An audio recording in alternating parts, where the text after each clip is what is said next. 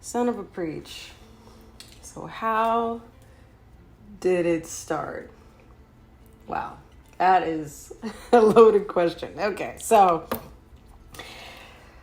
I was writing my dad's memoir.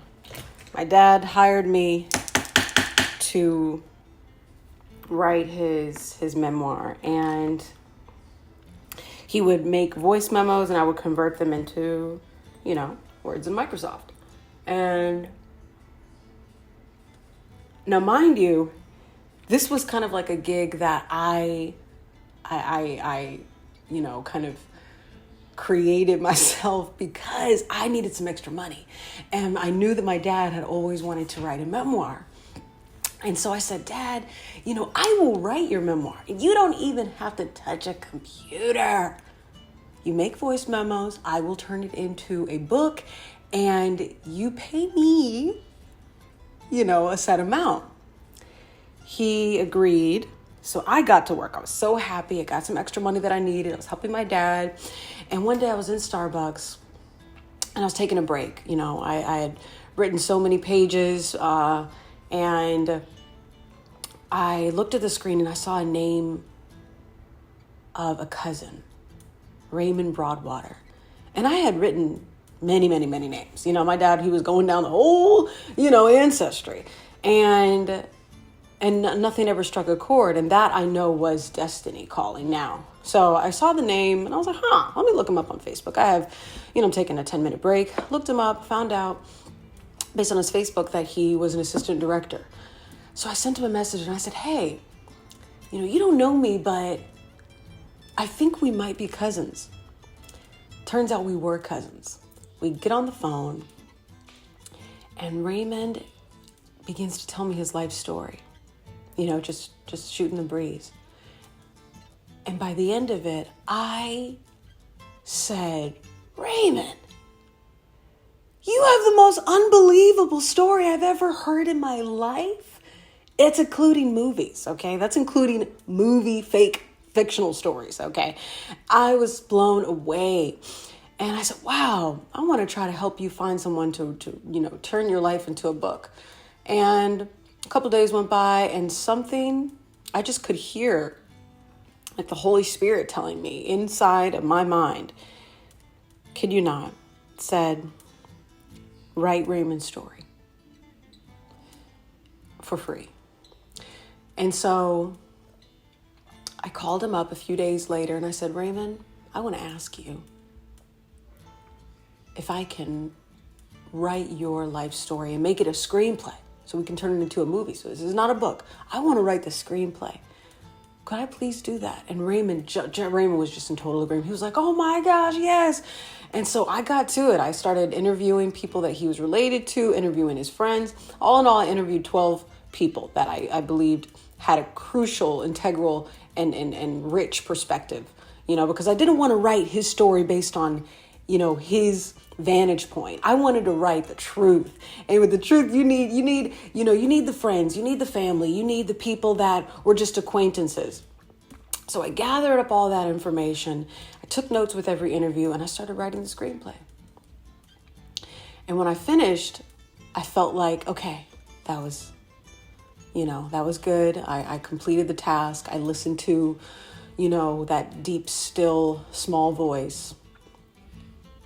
And then we shared the screenplay with an agent, this real, Hollywood agent. And she said, this is incredible. And that was when I got an inkling that we had stumbled upon something really special. And then this is the moment. This is the pièce de résistance. I got a call from his sister. And his sister, as you know, plays an integral role in the film. She is, the second, lead character. And she said, Maria, 20 years ago, I told my story to a news reporter because they thought it was pretty extraordinary and they wanted to publish the story in the newspaper. And I was so excited.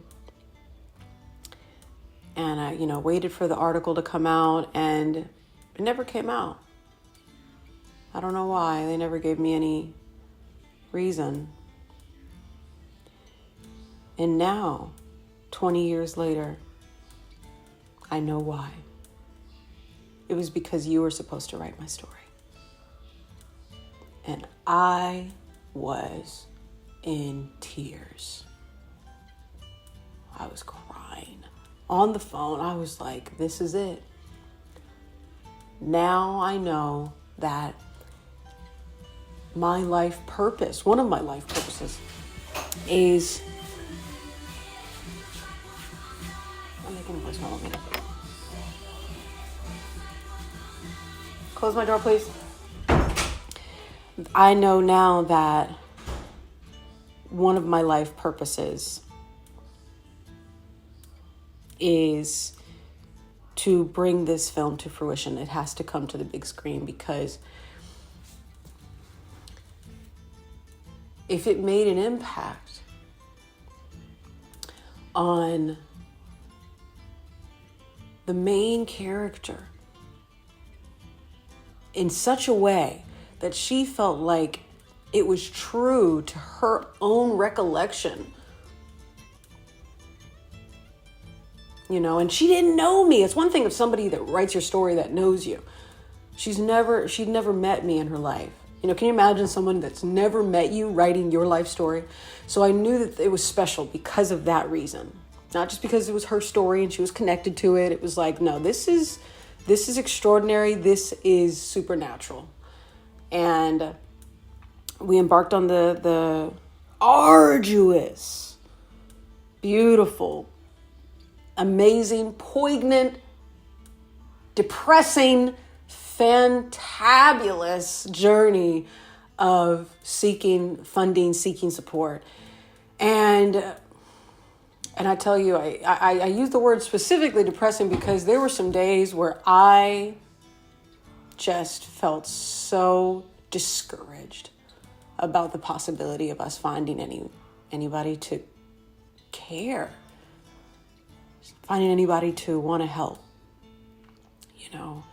And, we found some people, but they wanted like 50%. And it's like, come on, no Vaseline, right? And it just, it was hard. I cried myself to sleep so many nights because I didn't know how to stop pursuing a team,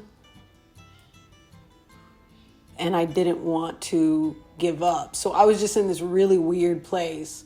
I didn't want to throw in the towel, and I knew I wasn't going to stop. And so it was almost like, this Energizer bunny, like I'm just going to keep going and going while I'm crying and I'm bleeding and I'm, calluses are forming.